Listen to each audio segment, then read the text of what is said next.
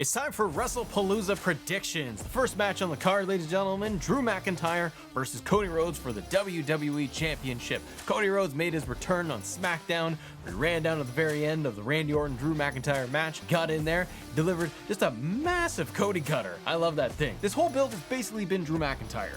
Cody's been off doing Street Fighter, Hadouken, the other Street Fighter references, but he hasn't been with us for this whole thing. Before that, the last time we saw Cody was getting written off by Drew, where Drew claymored him through the announce table. I love that spot. Drew McIntyre versus Cody is a program, a larger one, that I have been wanting to see, that I wanted to see how they will go about it.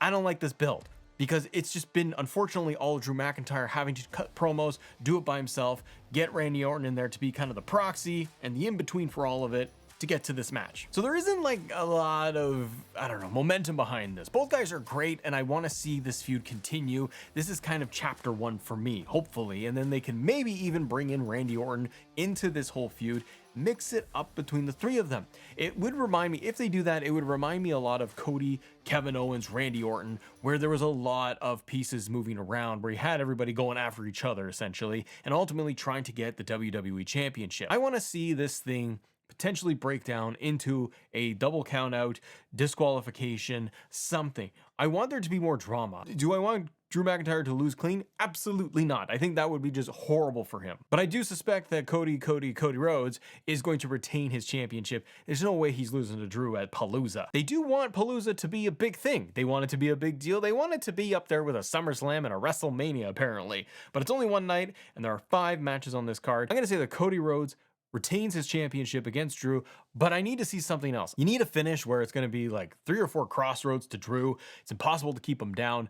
And then post-match. I need something in the post-match. I need Drew to just start claymoring Cody Rhodes like crazy. Maybe Randy tries to come down because you know the crowd. They want to chant Mr. Orton's "I hear voices in my head," and then they all do the pop. So I want to see Randy maybe come down, get involved in that main event in the post-match. Maybe Drew stands tall in the end to justify getting the next match, because then we got Crown Jewel, and then you got War Games. So I don't think this is over with Drew, but Cody's retaining. Then we've got the reunited Usos going up against the Vision. So we got Jimmy and Jay. They've reunited, and there's a lot going on with Jey Uso and his yeeting, and he's not too happy right now about anything, and he's turning on LA Knight, and he's siding with Roman Reigns, and he's going to be the new yeeting chief, whatever they want to end up calling him, but they're going up against the most epic team ever, ladies and gentlemen. Dog Barker and Tsunami Man, Braun brothers, Braun are going at it, and I'm going to say right off the bat, I hope that the Vision, but the Dog Barking Man, the Tsunami, that works too. I hope they win. I need the bad guys to win here, because let's rewind a couple of weeks ago. You got Paris, and you got Mr. Bronson Reed going up against Roman Reigns, and he lost. Roman beat him, but then there's the massive beatdown angle where Roman Reigns got just absolutely annihilated, and he's been written off TV. And Jay specifically has been dealing with Braun and Bronson for quite some time.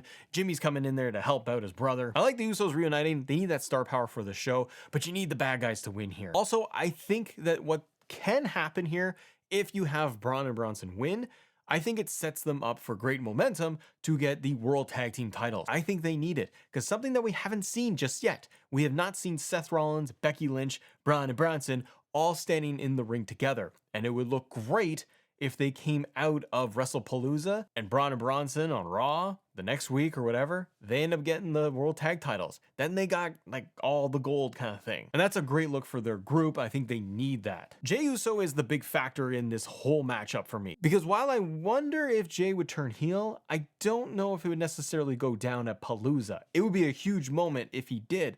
But I could see where Jey and Jimmy maybe can't get on the same page. It just kind of breaks down for them. And the Braun brothers, they take advantage and they ultimately beat the Usos. I'm saying the bad guys win, and I need something in, again, kind of like Drew and Cody, post-match angle, something that's going to further the story of Jey Uso. Jay going back to talking to Roman backstage, and even Jimmy backstage, where Jimmy's telling him he's acting like Roman Reigns, he's sounding like the tribal chief, Jay wanting to do things on his own, spearing LA Knight on Raw.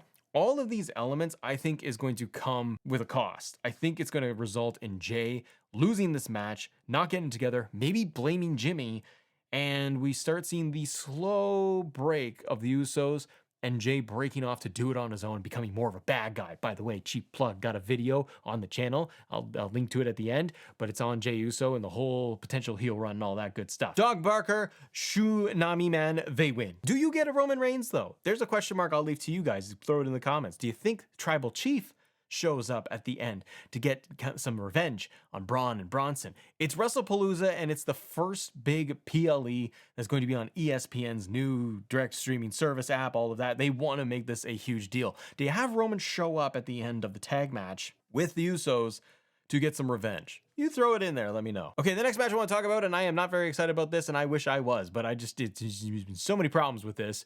It just is what it is. But the vacated Women's World Heavyweight Championship is on the line. Io Sky versus Stephanie Vaquer. And I say that because I wanted to be excited for this. I was hoping to see this match. I have no doubt that the in-ring is going to be good. I think that these two ladies, they will put on banger. Could be even match of the night if they do it well enough. But I am so disappointed in this because there's no build. Naomi has a vacated title because she go have baby. So baby is going to come, and then we're going to have a new women's world champion. And I like the idea that they are going to have Io versus Stephanie. Stephanie wins the battle royal at Evolution. That sets this whole thing up. She's supposed to get that title match. She was supposed to go up against Naomi, but baby got involved. So now we're going to shift a little bit. Io versus Stephanie can be a fantastic match, but the build has been just nothing. I believe there's reports anyways that Stephanie is somewhat injured. She's dealing with an injury.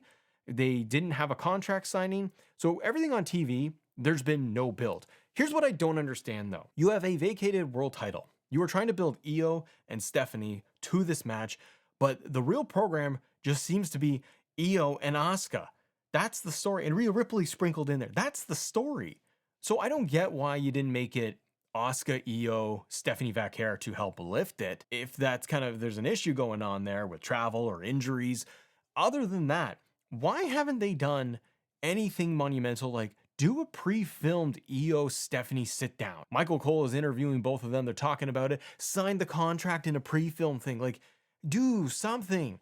If you wouldn't know from watching TV every week that these two are about to go for the world title. It's just disappointing from WWE's creative side. I have no doubt that the match will be solid, but there's just no story here that they even really put any effort, considerable effort in to making work. You know what would be interesting? I wonder if we'd be sitting here saying the same thing if it was Rhea Ripley. If Rhea was in the world title scene, in the world title match, do you think they would have built and booked a real story? I don't know. But here's the thing. While I think this match will be great, I do think that they will put the belt on Io. She was Women's World Heavyweight Champion. I think that they're going to do it again. It's not time for Stephanie Vaquer, and especially with this build. They could have done it if they ran with some momentum from Evolution, her winning that Battle Royal, all the way till now. Even with the hiccup of Naomi having to drop the belt, they could have been building Stephanie Vaquer week after week. And that is probably my biggest thing with all of this, is that she won that Battle Royal, and she was not on Raw. She wasn't on Raw having wins against anybody on the card. She wasn't beating up, Secret Hervis or Ivy Nile or anybody else, Natalia, like anybody that's lower on the card, that they could rack up wins and showcase what she could do. WWE did none of that. No sit-down interviews, the odd promo here and there, but that's it. You have somebody who's going to be the new #1 contender, and clearly they have big plans for her. Maybe it'll happen at Survivor Series or the Royal Rumble, or maybe she wins the Rumble. But I do feel like they dropped the ball completely with this feud to make it feel like it's just nothing. So Io Sky, I pick, is going to win this thing. It's probably, if I had to guess, set up a future match between Io and maybe Asuka for the world title at Crown Jewel. Now, Crown Jewel is going to happen in Australia. Rhea Ripley is definitely going to be on that card. So if it's not going to be Io and Asuka one-on-one for the world title, I could see them doing that tag team match of Io and Rhea going up against the Kabuki Warriors at Crown Jewel. Rhea gets her big win at Crown Jewel and in her home country, and then that way they can move forward, and maybe it results in then we get the Asuka Io match and Rhea match against Io. But for this thing, Io Sky wins. That is just not a good build. Speaking of not a good build, I'm not trying to be too negative here, but come on, let's be honest here. John Cena versus Brock Lesnar. What build? Where's the build? Tell me the build. Tell me. Show me. Haven't seen it. SummerSlam, Brock Lesnar returns. Confronts John Cena, F5, leaves. Later on, he does another moment where he F5s John Cena. And he says, I'll see you at Wrestlepalooza. Bitch. Then we got SmackDown. You got Brock Lesnar making a SmackDown return, and he's confronted by Ron Cena. John Cena has no more SmackDown dates available. He's not going to show up anymore. He's got another one for Raw, I believe. But we might get Brock and John on Raw coming up because I'm recording this before Monday Night Raw. There's nothing here. They did a big video package about their history. This thing is just built off of their history as WWE superstars, as competitors, and the rivalry together, or coming up in WWE together. But I feel like commentary hasn't sold this thing. It's just been Brock doing the Brock stuff of just coming in F5. Like, he's done 3 F5s, 2 to Cena and 1 to R-Truth. And John Cena, I feel like in this whole build, hasn't really even talked about Brock Lesnar. There's no wavering. There's no fear in John Cena of losing to Brock and what that could mean. Or if he beats Brock, what does it mean? This very much feels like we need a big star-studded match for Wrestlepalooza. I get it. And I'm curious to see if they pull this thing off and make it compelling, or if it's going to be just spam finisher match where we get 5, 6 F5s and we get 5 or 6 and we 12 to 14 German suplexes. And then we get a couple of attitude adjustments and all of it. Interested to see how these two perform in the ring after this much time and this many years of, not going at each other in the ring. But yeah, and then just no build. Like, give me a Brock Lesnar sit down. I know he doesn't have Paul Heyman anymore, but come on, give me something where these two you're gonna make me feel like there's tension or I should care. Brock doesn't do any of this. He barely talks about going after John Cena. He talks to R-Truth in the ring. He's just saying, where's John Cena? And I didn't find that promo very exciting, other than the fact that Brock split his pants, which was hilarious. But that's the most entertainment we've gotten out of this whole feud. Question is, does Brock beat Cena?